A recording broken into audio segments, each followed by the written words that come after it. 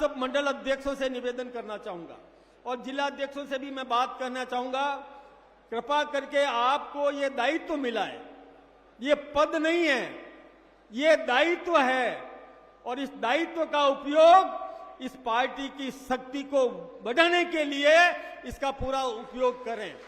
हमारे जितने भी जनप्रतिनिधि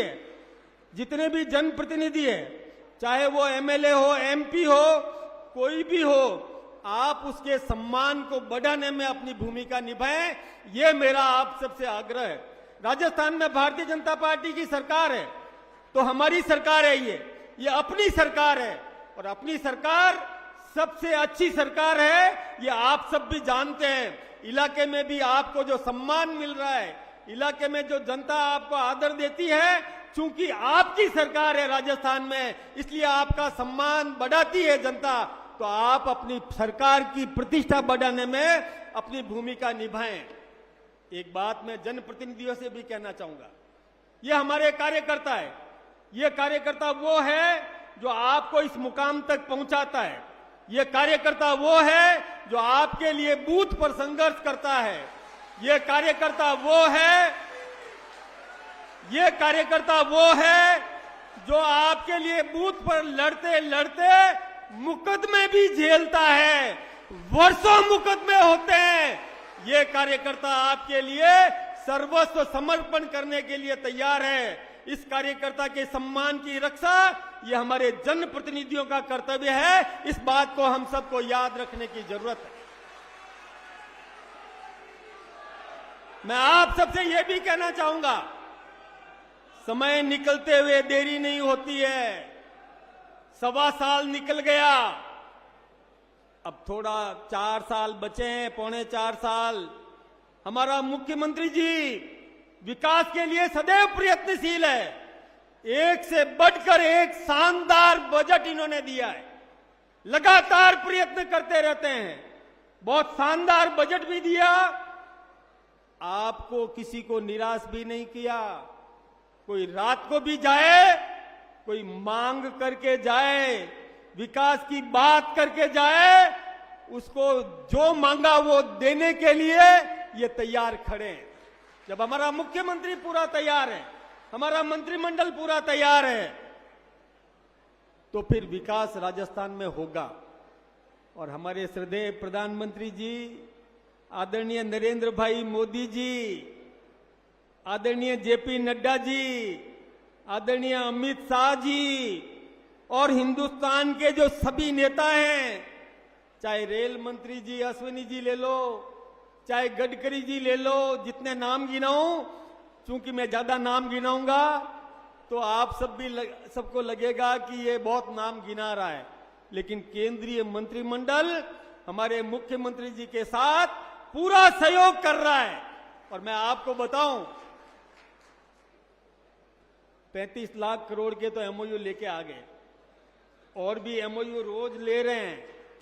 अभी परसों की बात है, एक दिन के लिए दिल्ली गए थे और एक दिन में मैं सोचता हूं कि 12,000 करोड़ का आप राशि राजस्थान के लिए लेके आ गए। मैंने तो कम बता दिया होगा, 20 से ज्यादा एक दिन में। तो ये लगातार प्रयत्नशील है, सर्वांगीण विकास करेंगे। आप लोगों को इनकी योजना और केंद्र की योजना, केंद्र का बजट और राजस्थान का बजट, ये आम नागरिक तक पहुंचाने का काम करना है। आप सबको करना है, आप सब जागरूक कार्यकर्ता हैं, आपको जो दायित्व मिला है बहुत सोच समझकर, और ये पंचारिया जी और इनकी पूरी टीम ने विचार मंथन के बाद जो दायित्व दिया है, तो दायित्व दिया है तो उसको बखूबी आप निभाएं। केंद्र सरकार का बजट, राजस्थान का बजट, इसको लेकर के आम आदमी के जीवन स्तर को सुदृढ़ करने में अपनी भूमिका निभाएं। मुख्यमंत्री जी ने एक नवाचार किया है और वो नवाचार ये किया है, गरीबी मिटाएंगे। नारे नहीं दिए केवल, इन्होंने जिले तय कर लिए 5,000 जिले पहले चरण में, और उन 5,000 जिलों में गरीब को चुनकर उसको मजबूत कैसे किया जा सकता है, इस दिशा में नाम लेकर, अधिकारी को लगाकर, प्रत्येक व्यक्ति को क्या चाहिए, किसी को निवार बनाने का काम करना है, किसी को दुकान लगानी है, कोई वेल्डिंग का काम करे, कोई छोटा मोटा कारखाना लगाए, कोई कुटीर उद्योग लगाए, हिंदुस्तान और राजस्थान सरकार की योजनाओं का लाभ उसको दिला करके उसको समृद्ध करने की दिशा में पहले चरण में 5000 जिले, दूसरे चरण में फिर 500। वो मुझे भारत के प्रधानमंत्री जी की बात याद आ गई।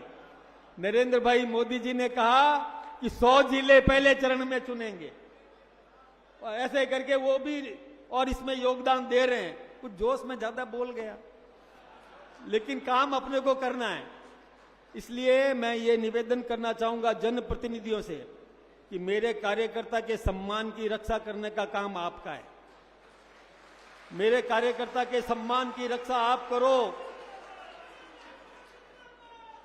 और आपकी सीआर यही भरने वाला है।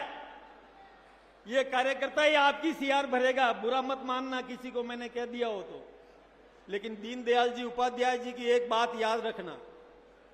पंडित दीनदयाल जी उपाध्याय ने एक बात कही थी, देखिए विस्तार करना है ना अपनी पार्टी को मजबूत करना है, सर्वव्यापी बनाना है, पार्टी हमें सब तक पहुंचानी है।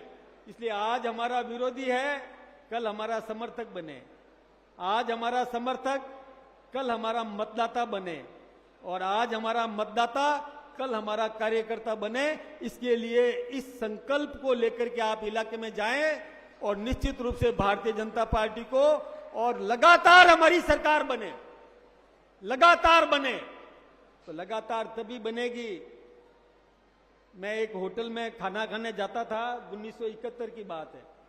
उस होटल में लिखा हुआ था कि हमारी सेवाओं से संतुष्ट हो तो दूसरों से कहो, और नहीं तो हमें कहो। ये बात याद रहेगी ना सबको। अरे भाई, ये बहनें गीत गाती है ना, हैं, मारो बंदड़ो हजारी गुलरो फूल, गाती है ना, तो आप लोग भी करो। इतना सुंदर बंदड़ा यहां है, इतना सुंदर बंदड़ा दिल्ली में बैठा है, तो फिर इनकी प्रतिष्ठा बढ़ाना, हमारी सरकार की प्रतिष्ठा बढ़ाना हम सबका कर्तव्य है। तभी जाकर के लगातार हम सरकार में रहेंगे, लगातार। ये 5 साल छोड़ दो, अब लगातार हमारी सरकार रहे। आप सबका बहुत बहुत धन्यवाद।